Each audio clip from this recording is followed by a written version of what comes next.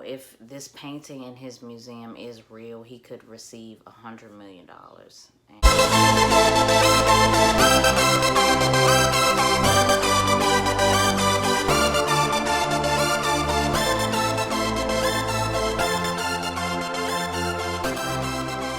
I'm back with another video.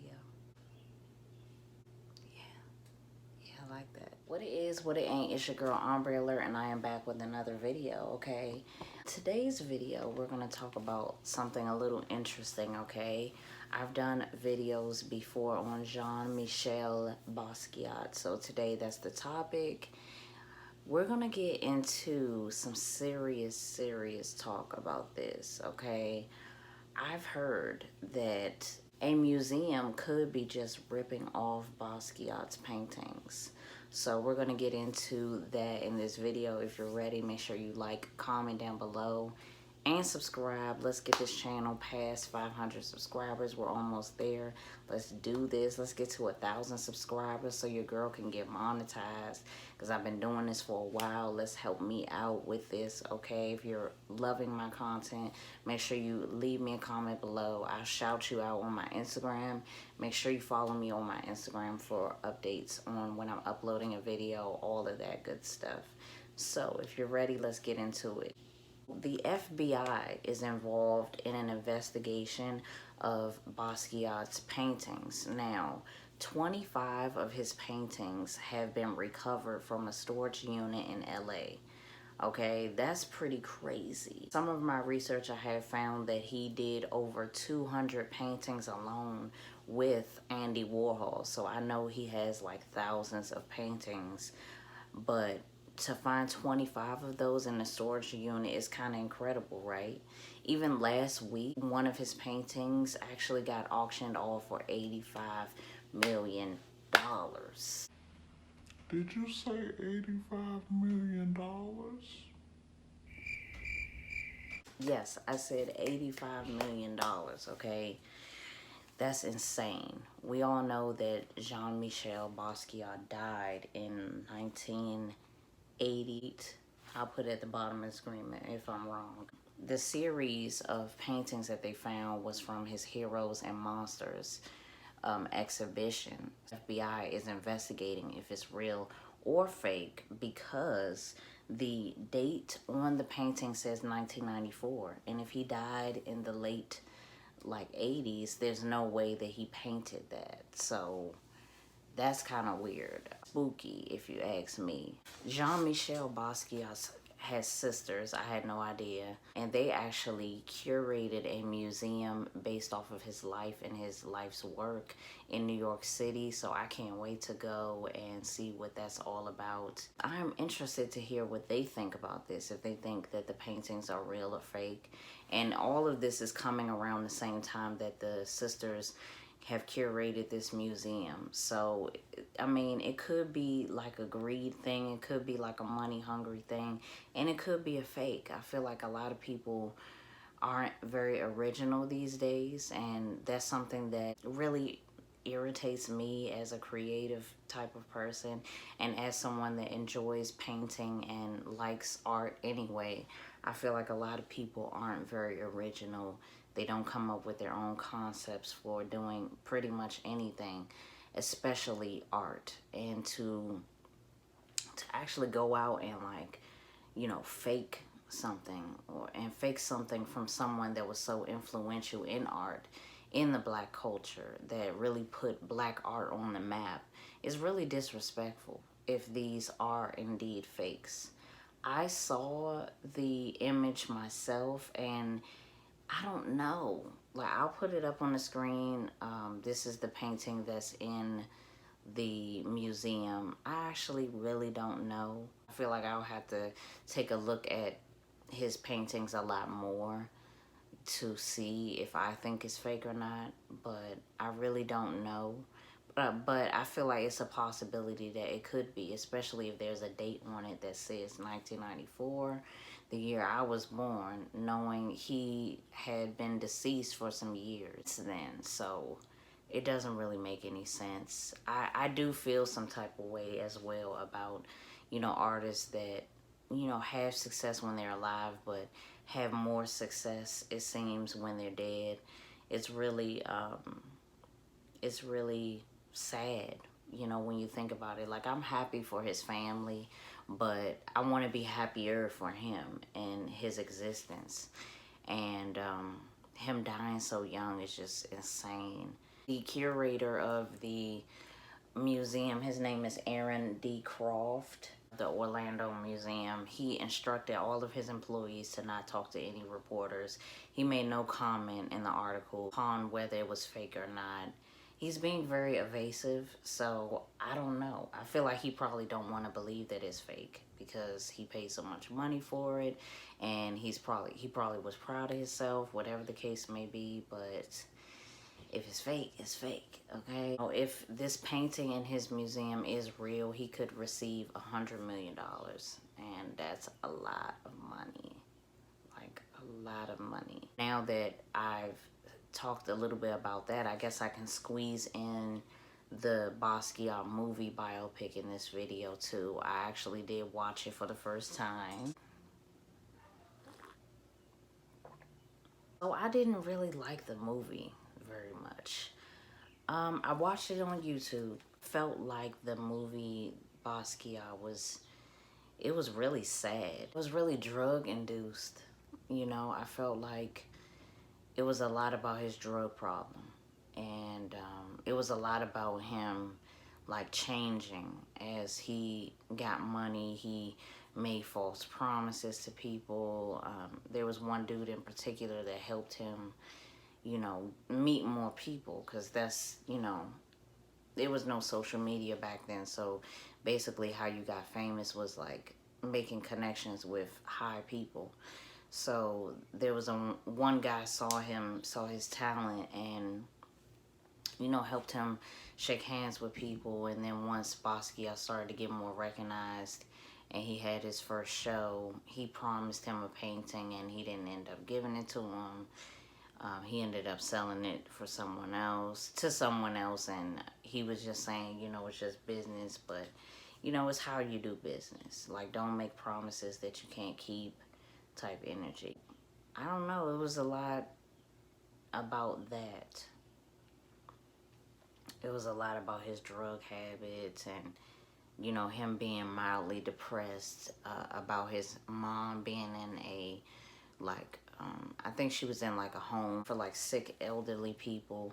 So he was very sad about that. It was a lot of things that I felt like he was sad about. The only thing that I really, really liked about the movie was that it did show like how he got treated, like as a black artist. At that time, it was a lot of racist people. It was a lot of interviews that he would do, and it's almost like they backed him in a corner a lot of the time, tried to ask him certain things, or if he didn't want to answer it, or whatever the case may be, like they, just tried to make him seem like he was an angry black man. And like, I don't know, it was that treatment, if you know what I mean.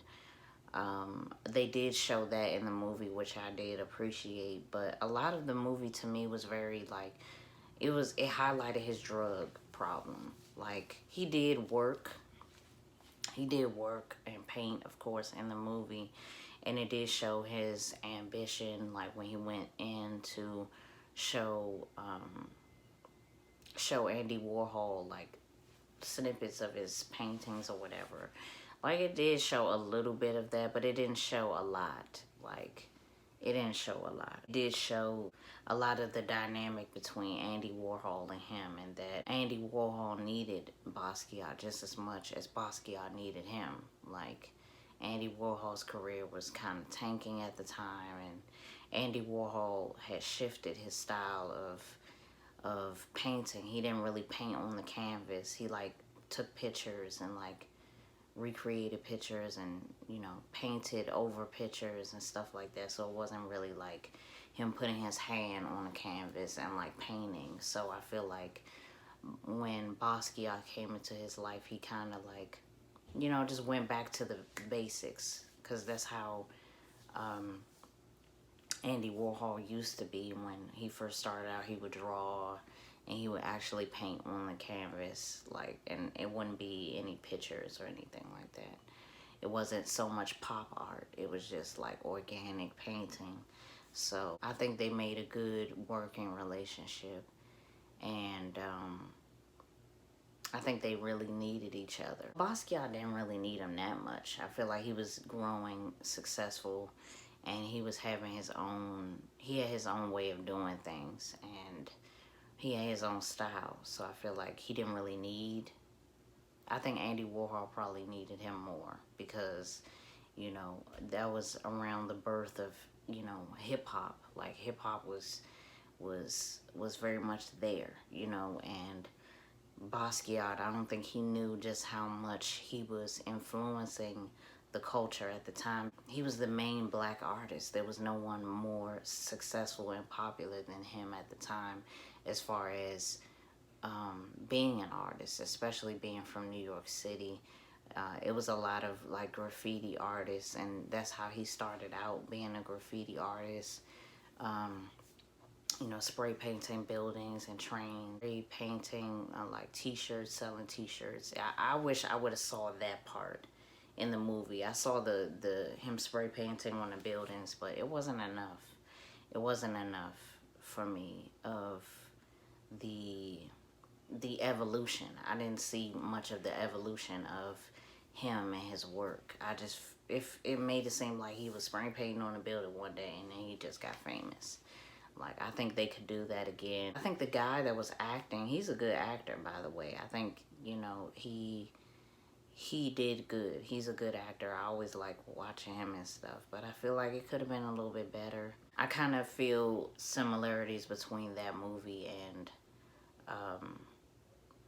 Why Do Fools Fall in Love, because it's a lot about the drugs and the downfall and not a lot about like the work and the feeling and just the vibe that they created. It's too much on the drug end of things. It made the whole thing feel like it was sad, like Basquiat's story was sad, when it wasn't. He was a very good artist. A lot of his paintings meant something, despite people saying things about his actual painting ability. I feel like he had the gift of like really showing you the world in a painting and really showing you the point of view of the ghetto and the hood and the black experience. And at the time, black people was just starting to do that in music and on TV. We were just starting to get more recognition and more doors were being opened as far as that. And it's hard. Like, if anything is sad, it's hard being the only person trying to open this one door. And I feel like that was Basquiat. He was the only black and Puerto Rican person that was trying to open this one art world door, and they were like trying to shut it. It was like 10 people behind the door trying to push it closed, and he was the only one using his shoulder, using his elbow, using his arms, using everything to keep it open, to push it open. And he did the best he could. Maybe he didn't, but he's human. You know what I'm saying? Everybody isn't perfect, and I hate that, he felt like he had to escape through drugs. I really feel like that's the saddest part, that he felt like he had to do that. And he didn't have enough people. I mean, when you on a serious drug like heroin, that's something that you can't just stop doing. Like, you're really gonna have to seriously get some help to like get it out your system. Like, you can't just say, oh, I'm just gonna stop doing it. Like, it's not like that. Like, that's a hard drug to shake. And yeah, it's just really hard to shake that. It really is. So if anything, that's how I feel about the movie. I can watch it again and do like a more elaborate video if you guys want. But I just thought I would squeeze that into this video because we're talking about Basquiat. Because I do feel like I kind of want to watch it again. Because I only watched it one time, but it was pretty sad. It's like, God damn, it was sad. I will keep my ears to the streets on this story about his paintings. What do you guys think? Do you guys think his paintings that have just appeared out of nowhere from the Heroes and Monsters exhibition, do you think that they're real? Do you think that they're fake? What's up with the date? What's up with the 1994? What's going on with that? Do you think he wrote it on there, like on purpose? Or do you think somebody else just did that? Please leave your comments below. I'm so excited to hear what you guys have to think. You guys are like the best. Like making a channel like this and then talking to people that are like brilliant and smart. I love it. So please don't hesitate to comment below. We'll chat about this later. Make sure you like, comment below, and subscribe. I will see you guys in the next video. Bye.